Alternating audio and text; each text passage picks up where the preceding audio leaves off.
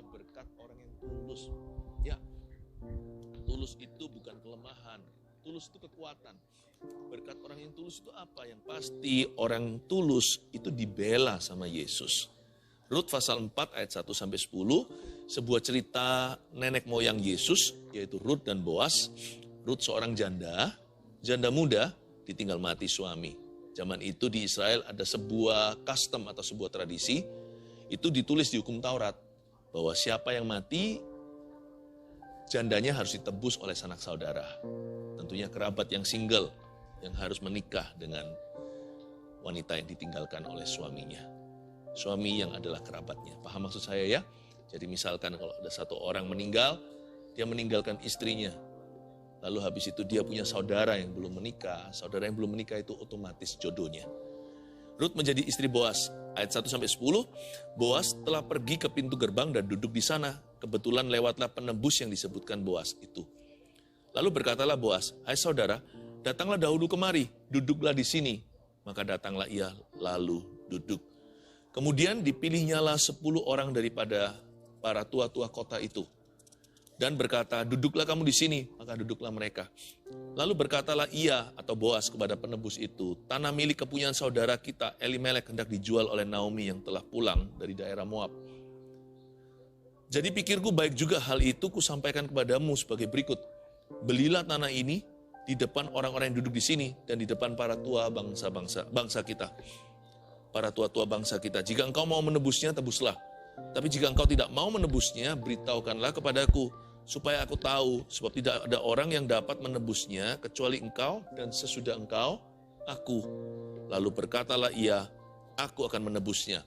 Tetapi kata Boas, "Pada waktu engkau membeli tanah itu dari tangan Naomi, engkau memperoleh Rut juga, perempuan Moab, istri orang yang telah mati itu, untuk menegakkan nama orang itu di atas milik pusakanya." Lalu berkatalah penebus itu, "Jika demikian, aku ini tidak dapat menebusnya, sebab aku akan merusakkan milik pusakaku sendiri. Aku mengharap engkau menebus apa yang seharusnya aku tebus, sebab aku tidak dapat menebusnya." Berhenti dulu sampai ayat 6, sebelum kita nanti baca sampai ayat 10. Saya jelaskan dulu satu persatu. Rut menjadi istri Boas, seperti yang saya katakan tadi, Rut dan Naomi, ini adalah mama mertua dan menantu, sama-sama ditinggal suami. Ditinggal mati, dua-dua jadi janda, satu janda tua, satu janda muda. Mereka pulang kembali ke kampung halaman, yaitu di Bethlehem. Rut ini orang Moab. Rut ini bukan bangsa Israel, tapi di pasal-pasal awal, di pasal ke-1 tepatnya, Rut berkata sama Naomi, "Aku tidak mau meninggalkanmu, mama. Allahmu adalah Allahku, umatmu adalah umatku." Di situ Rut membuat sebuah komitmen kepada Tuhan Allah Israel. Pulanglah mereka, lalu singkat cerita mereka ketemu sama Boas. Rut waktu memungut bulir-bulir jelai, minta kemurahan dari ladang orang, dapat lowongan pekerjaan dengan bayaran pas-pasan.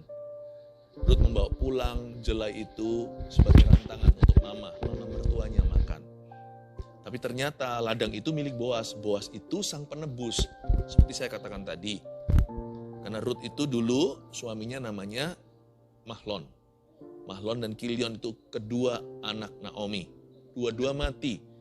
Tapi Rut akhirnya ikut. Dan Rut ini meninggal dunia, maka kerabat Mahlon harus menebus dia. Di sini ada satu bujangan namanya Boas. Jauh lebih tua, orang kaya. Orang kaya di Bethlehem. Dan Boas ini berniat hati untuk menebus Rut. Boas jatuh cinta sama Rut. Bukan karena parasnya, elok rupanya. Rut itu menurut saya nggak terlalu cantik gimana. Karena Alkitab tidak pernah menyebut tampangnya. Alkitab menyebut dengan jujur kalau orang itu mukanya, jikalau orang itu cantik, Alkitab juga menyebutnya. Jikalau orang itu tampan, Alkitab ini sangat jujur. Tapi Rut tidak pernah disinggung tentang penampilan. Boas tertarik sama Rut karena karakternya. She was a noble woman. Dia seorang wanita yang berhati mulia dan bijaksana. Singkat cerita, mereka jatuh cinta.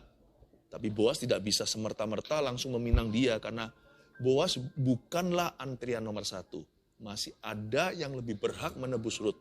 Tapi orang ini tidak disebut namanya di pasal 4. Di seluruh kitab Rut juga anonimus, tidak tertulis. Orang ini siapa, namanya siapa, marganya. Karena orang ini tidak mau menebus Rut, dia tidak diberikan sebuah kemuliaan, namanya tidak diingat di Israel. Orang ini mau cuci tangan lah, lepas tanggung jawab.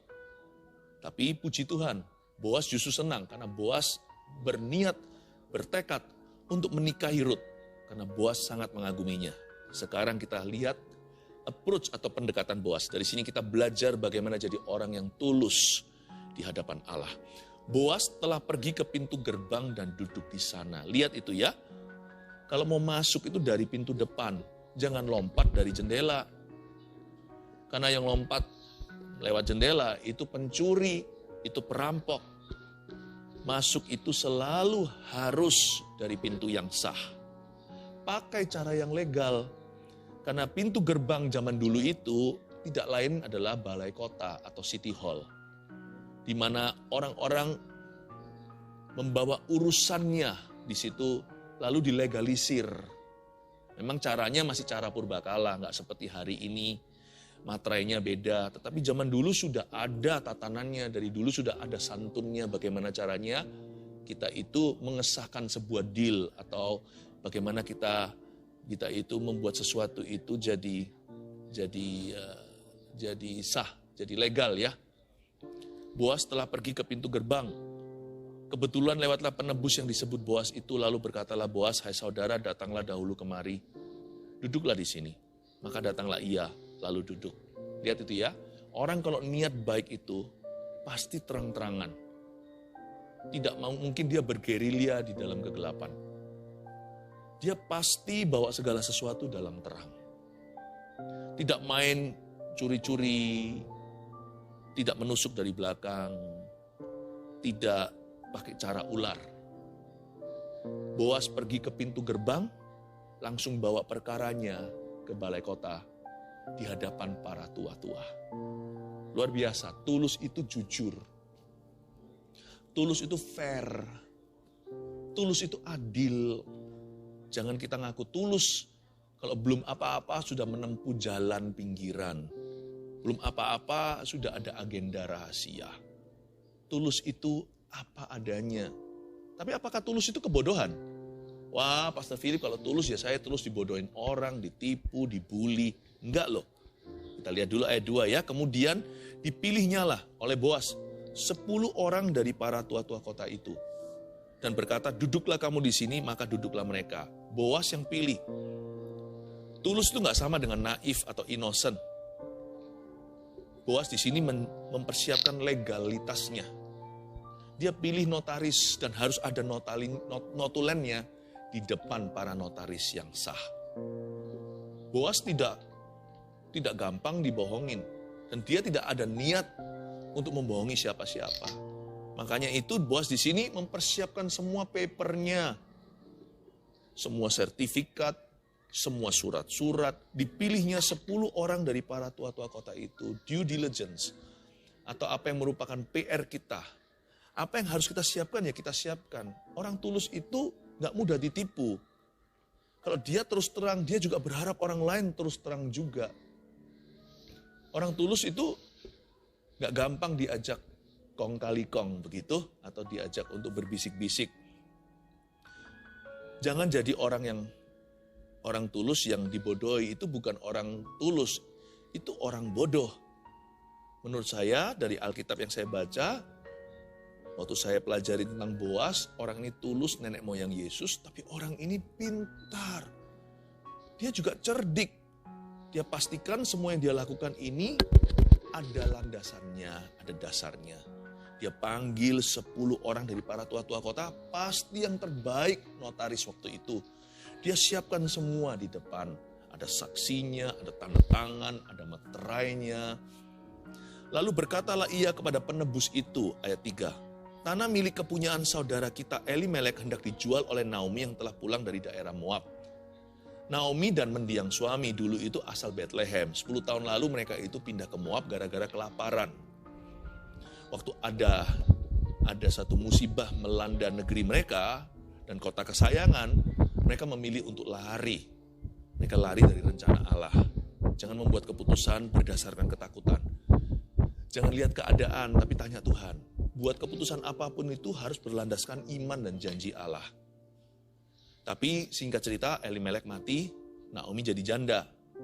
Lalu habis itu dengan Ruth, dia pulang ke kampung halaman. Dan waktu dia pulang itu, Naomi hendak menjual tanahnya. Karena sebagai janda, dia tidak punya kuasa apa-apa. Dan dia butuh sangat-sangat desperate sekali. Dia sangat-sangat putus asa membutuhkan penghidupan sehari-hari. Bagi Naomi, yang penting sekarang adalah survival atau bertahan. Makanya itu dia mau jual. Di Israel, semua surat-surat itu adalah milik setiap klan atau setiap keluarga. Jadi kalau ada jual beli itu hanyalah suratnya itu hanyalah HGB, hak guna bangunan. Tidak ada surat hak milik. Jadi misalnya kalau ada keluarga A jatuh miskin, saya beli karena saya mampu. Tapi karena keluarga itu, tanah itu adalah warisan bagi that family. Untuk keluarga itu. Maka saya bisa membelinya, 49 tahun saya bisa tahan. Tapi setelah itu Yobel. Ya, Jubilee year, tahun Yobel itu, tahun 50 harus kembali lagi kepada pemiliknya yang sah. Saya hanya bisa menggunakan itu maksimal 49. Tahun ke-50 harus balik ke family itu. Nah, waktu itu Naomi hendak menjual tanahnya. Karena dia butuh uang. 10 tahun lalu mereka orang kaya lama, waktu mereka pulang ke Bethlehem, mereka orang miskin baru. Zaman dulu, wanita itu tidak punya emansipasi, jadi zaman sekarang itu jauh lebih, zaman sekarang enak. Tapi waktu itu di saat Ruth dan Naomi hidup, janda otomatis tidak punya hak apa-apa, makanya mereka perlu menyambung kehidupan. Jadi, tanah ini mau dijual nih ceritanya. Ayat 4. Kalau kita jadi Boas pasti kita serobot. Tapi Boas itu tulus dia. Jadi pikirku, dia ngomong gini sama sang penebus satunya yang no name ini. Baik juga hal itu kusampaikan kepadamu. Sebagai berikut, belilah tanah itu di depan orang-orang yang duduk di sini. Dan di depan para tua-tua bangsa kita. Lebih baik kamu membelinya gitu maksudnya. Daripada nanti tanah itu jatuh ke keluarga lain, lalu gak bisa lagi diklaim 49 tahun kemudian. Mendingan dia jatuh, tetap aja dibeli oleh seseorang yang berhak menebusnya. Supaya tanah ini gak hilang. Dia gak hilang, tetap pada Naomi, tetap pada Ruth. Mau gak kamu beli tanah ini? Jika engkau mau menebusnya, tebuslah. Karena kamu penebus yang sah. Tetapi jika engkau tidak mau menebusnya, beritahukanlah kepadaku. Supaya aku tahu, sebab tidak ada orang yang dapat menebusnya, kecuali engkau. Misalkan, Boas ini second cousin. Ya, kalau dihitung dari kerabat itu mungkin dia masih sepupu. Tapi yang ini sepupu kedua. Jadi sepupunya sepupu itu kan sepupu kedua. Oh iya, dia adalah saudara sepupunya saudara sepupuku. Mana lebih dekat dengan saudara sepupu langsung? Nah, penebus ini saudara sepupu langsung. Sedangkan Boas masih sepupunya sepupu. Makanya Boas berkata, jadi pikirku, lebih baik aku sampaikan kepadamu. Boas itu tahu diri. Ini kalau bukan karena dia tulus, dia pasti udah sikat. Apalagi udah jatuh cinta. Apalagi dia sudah senang sama Ruth. Apalagi di sini ada tanah murah-murah dijual, ya kan? Wah, zaman sekarang bisa aja sengketa. Bisa aja direkayasa. Supaya akhirnya tanah itu direbut dari tangan seseorang yang lemah dan tak berdaya. Boas gak gitu tuh. Dia fair sama orang. Ini orang kaya, koneksinya banyak. Bisa aja dia di belakang layar, dia atur bagaimana supaya tanah itu akhirnya dia yang klaim. Dibeli murah-murah kan untung di depan. Apalagi kalau dia jatuh cinta sama sang wanita. Wah, baik itu merebut cinta maupun merebut properti. Boas tidak semena-mena. Dia tahu diri karena dia orang yang takut akan Allah. Dia gak serobot. Dia hargai hak orang lain. Dia antri. Apapun resikonya, dia pokoknya antri. Dia tahu dalam inden-indenan ini, ya, dia bukanlah antrian nomor 1 atau yang pertama. Masih ada satu orang di depannya. Jadi, saya percaya dia dilema malam itu. Pasti setan menggoda. Udahlah, orang itu toh gak tahu. Ambil aja, sikat. Tapi Boas berkata gini, aku bisa cerdik seperti ular sekarang. Tapi kalau aku nggak tulus dulu, berarti aku tidak benar di hadapan Tuhan. Cerdik itu tidak dipakai untuk meniadakan ketulusan. Cerdik itu dipakai untuk menegakkan ketulusan. Orang tulus tidak harus kalah. Tapi sebelum cerdik, tulus dulu di hadapan Yesus. Jadi pikirku, luar biasa ayat 4. Baik juga hal itu kusampaikan kepadamu. Pasti dia mikir semalam. Pasti setan lewat berkata, udahlah, ambil aja Rut. Gak usah permisi dulu sama yang lebih berhak, yang langsung sepupu. Ambil aja, sekalian tanahnya, murah-murah itu. Kalau itu menjadi hak milikmu kan luar biasa.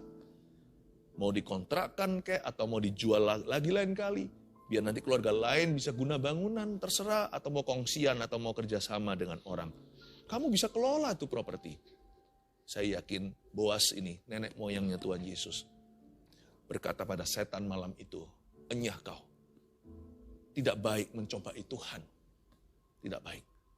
Jadi pikirku baik juga hal itu kusampaikan kepadamu. Tapi saya yakin Boasnya deg-degan. Pasti dia tegang.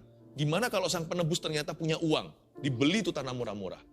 Waduh, tahu gitu saya serobot ya. Enggak boleh halalkan segala cara. Meskipun Boas tahu resikonya tinggi. Apalagi kehilangan jantung hatinya. Dia sudah jatuh cinta nih sama Rut.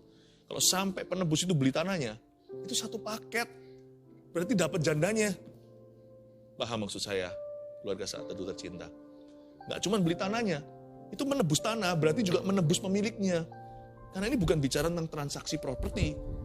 Ini bicara tentang melanjutkan untuk bisa, ini bicara tentang mengayomi janda kerabatnya. Dan meneruskan nama keluarganya. Wah, Boas ngomong begini dengan segala resiko. Jadi orang jujur memang bisa merugi. Tapi Boas tetap berprinsip. Jadi orang itu jangan aji mumpung. Tetap harus punya prinsip yang tegas.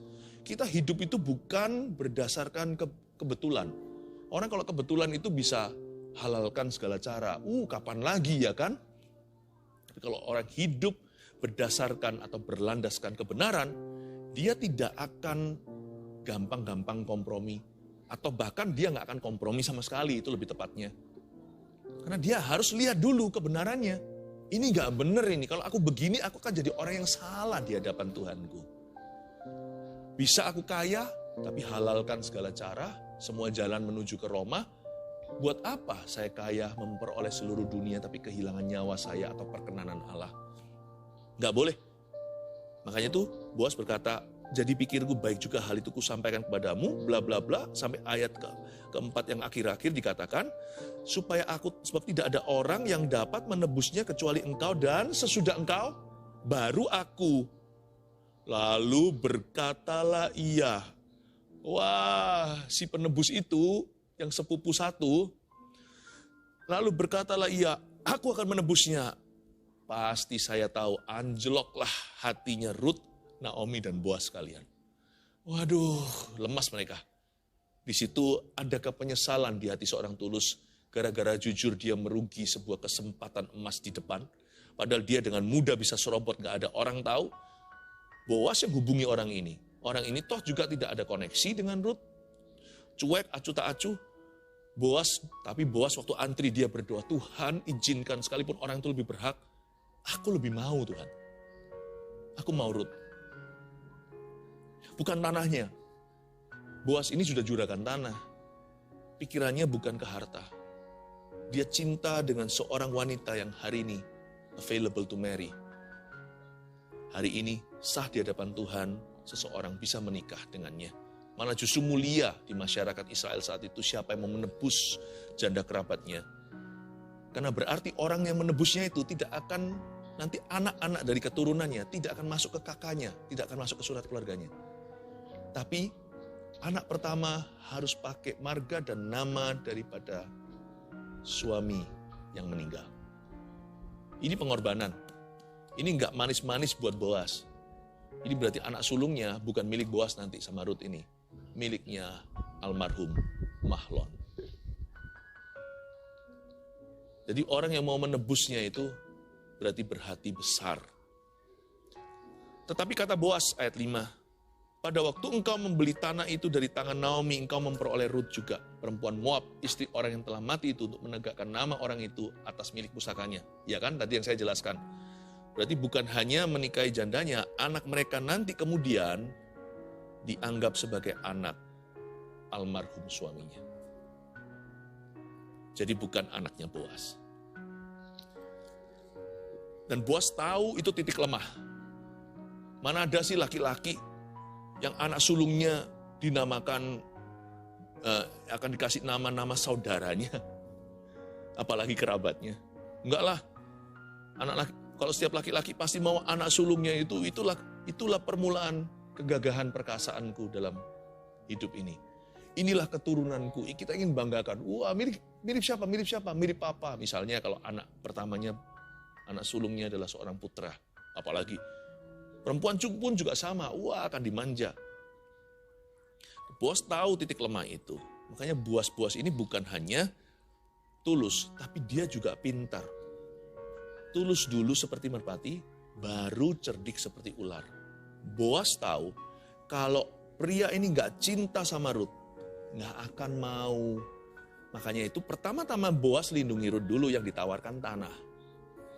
Dia lihat dulu, siapa tahu di titik ini sudah menolak. Kalau gitu aman ya kan? Dia bilang, nggak mau ah, aku sudah, atau nggak punya uang mungkin, nggak punya dana. Beres sudah, oke, kalau gitu aku aja. Pertama-tama ditawarkan tanahnya, supaya perasaan perempuan jangan terluka. Bayangin kalau ditolak. Tapi waktu ini udah gak mempan, dia berkata, aku akan menebusnya. Wah, Boas tetap tidak menyerah. Boas berkata, kalau gitu gini ya, kamu perlu tahu ya bro, gitu ya kira-kira bahasanya. Waktu kamu beli tanah ini ada satu janda, ada dua malahan. Naomi sebenarnya yang berhak, tapi Naomi udah tua, gak akan menikah lagi. Tapi janda keduanya, yaitu Rut, harus dipinang sekaligus atau sekalian sebagai istri. Kita boleh berkata aneh itu kebudayaannya, tapi memang setiap negara ada kebudayaan. Apalagi ini di zaman-zaman dulu. Itu tradisi yang memang menjadi kenyataan. Jadi Boas di sini berkata, strategi pertama ditawarkan tanah, strategi kedua dia jujur beritahu, tapi cerdik dalam penekanannya. Dia berkata, gini ya, sekalian istrinya ya, berarti kamu harus pinang. Dan nanti anak kalian berikutnya dari pernikahan ini tidak menjadi anakmu, tapi menjadi anak almarhum Mahlon. Wah, mundurlah langsung orang itu, karena Boas tahu, kalau nggak cinta nggak akan mau. Dia tahulah kebanggaan laki-laki pada anak sulungnya. Lalu berkatalah penebus itu, jika demikian aku tidak dapat menebusnya, sebab aku akan merusakkan milik pusakaku sendiri, ya kan? Aku mengharap engkau menebus apa yang seharusnya aku tebus, sebab aku tidak dapat menebusnya. Lihat itu, cerdik setelah tulus. Tapi tetap Boas jujur, dia tidak memanipulasi, dia tidak mempermainkan orang. Boas ngomong apa adanya, dia jujur, tapi lihat, smart penekanannya. Dan Boas tahu titik-titik di mana itu merupakan celah di hati orang yang gak cinta. Dia tekan tombol-tombol itu membuat orang itu berpikir, aku gak mau. Boas tidak manipulate people, tidak memanipulasi, tapi Boas itu mengerti apa yang di hati laki-laki.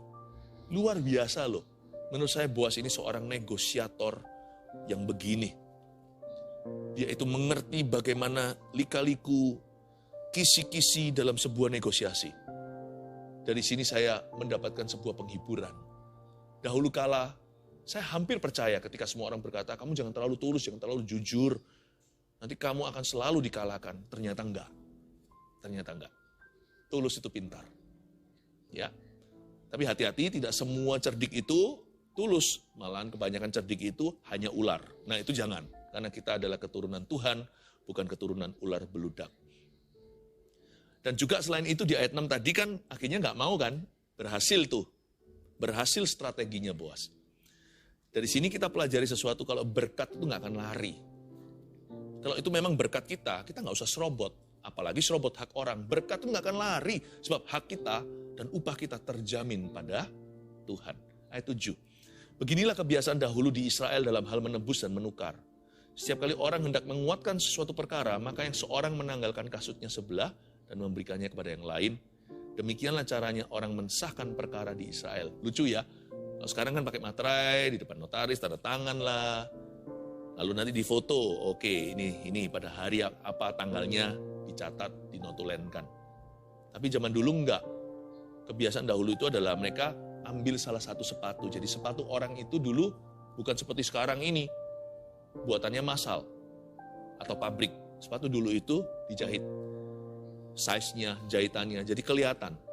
Seperti kalung yang dipecah jadi dua, satu dipegangkan seorang, nanti kalau ketemu retakannya bisa klop. Sepatu juga sama, sepatu dikasih, jadi itu disimpan, suatu hari tidak ada gugatan. Apa-apa, ini loh sepatunya orang ini. Sepatunya orang ini. Berarti orang ini sudah menyerahkannya. Bahwa orang ini sudah menyetujui. Memang lucu, tapi itulah kenyataannya dahulu. Begini kebiasaan dahulu di Israel. Tapi ada sesuatu yang tidak ditulis di ayat 7. Kalau kita baca di hukum Taurat, bukan hanya itu. Kalau yang menebus nggak mau, ini bukan hanya notarisan. Kalau yang menebus tidak mau, padahal itu tanggung jawabnya dia. Supaya apa? Supaya yang mati itu kerabatnya tidak akan sampai tidak punya keturunan. Supaya namanya itu dipelihara.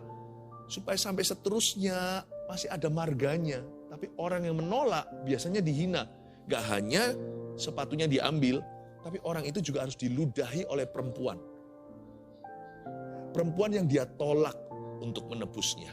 Harus begitu. Tetapi ini gak terjadi di kasus Boas. Ayat 8, lalu penebus itu berkata kepada Boas, engkau saja yang membelinya dan ditanggalkannya lah kasutnya. Kalau hukum Taurat, orang itu harus diludahi juga. Ya ini adalah customnya Timur Tengah. Tapi ini gak terjadi, kenapa? Karena Boas itu gak gitu. Orang tulus itu baik hati, catat ini. Orang tulus itu minimalis kalau soal menuntut dan membalas. Pintarnya bukan dipakai untuk menjatuhkan. Pandainya dipakai untuk memelihara.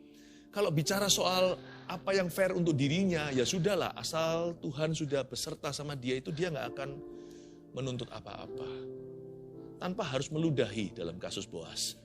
Kemudian berkatalah Boas kepada para tua-tua dan kepada semua orang di situ, ayat 9, kamulah pada hari ini menjadi saksi bahwa segala milik Elimelek dan segala milik Kilion dan Mahlon aku beli dari tangan Naomi. Juga Rut, perempuan Moab itu, istri Mahlon, aku peroleh menjadi istriku. Wow, haleluya. Untuk menegakkan nama orang yang telah mati itu di atas milik pusakanya. Supaya Mahlon tetap punya, namanya itu masih ada di dunia. Demikianlah nama orang itu tidak akan lenyap dari antara saudara-saudaranya dan dari antara warga kota. Kamulah pada hari ini menjadi saksi. Tapi disinilah plot twistnya. Kalau kita lihat sinetron itu, kalau sutradaranya pintar ya, bisa saja endingnya nggak terduga loh. Kita nggak prediksi bakalan begitu. Yang kita kira orang baik ternyata itu adalah musuh. Ternyata yang kita orang jahat ternyata dia berubah. Plot twist ya. Plot twistnya di sini. Rut mungkin bukanlah menantu tua, menantu pertama.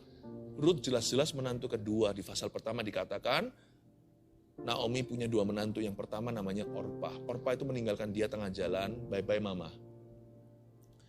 Tetapi Rut itu yang ikut sama Naomi tanpa tahu masa depannya.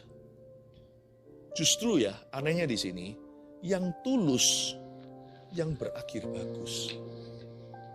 Orpah hitung-hitungan, untungnya apa aku? Tapi Rut gak peduli untungnya apa, dia buat komitmen sama Yesus di perjanjian lama. Malah justru yang berakhir menikahi orang terkaya di Bethlehem. Orpah masih mungkin mengembara, bahkan merana. Sebagai seorang janda gak gampang lah, siapa mau tebus dia. Ini hukum Taurat Israel, Moab ada apa? Yang hidupnya enak siapa akhirnya? Ini yang gak mikirkan keuntungan. Gak bisa ketulusan itu. Ketulusan itu gak bisa berfungsi di hati yang mikirkan keuntungan. Atau hati yang perhitungan gak bisa. Ketulusan itu di hati orang yang ikhlas. Dan waktu Rut tulus, dia justru yang berakhir lebih bagus. Dia jadi istrinya konglomerat perjanjian lama di Bethlehem itu. Siapa sangka? Dia gak pernah loh kepingin harta. Rut itu nggak pernah gitu. Kalau Anda baca, saya baca semua kitab Rut ini, saya kagum sama dia. Makan pun dia nggak makan sampai seperti orang yang nggak pernah makan gitu, kasih buffet mahal. Enggak, dia makan secukupnya, lalu dia sisakan ini untuk mama saya. Sampai bosnya itu terharu, siapa orang ini ya, dikasih takar jelai bawa pulang ke rumah. Bawa pulang ke rumah itu literan gandum. Mamanya sampai kaget, dari mana kamu? Kok bisa dapat segini? Lihat itu, orang yang nggak perhitungan, Tuhan nggak perhitungan sama dia. 3 poin ini, catatlah. Pelajaran dari khotbah hari ini, berkat orang yang tulus. Nomor 1, jangan menyerobot hak atau berkat orang lain. Ya, ingat, jangan. Orang Kristen tidak boleh jadi batu sandungan. Orang Kristen harus jujur. 2, jadilah orang yang tulus, namun punya strategi yang bagus. Punya strategi bagus. Siapa bilang tulus itu bodoh? Tulus itu lugu. Tulus bukan lugu. Ini orang pinter sekali. Tapi berpendirian dan berprinsip kebenaran. Wow, saya berdoa. Semua keluarga Saat Teduh tulus seperti merpati. Lalu cerdik seperti ular juga. 3, orang yang tulus kepada Tuhan tidak akan dirugikan. Katakan amin. Puji Tuhan. Mari kita menghampiri.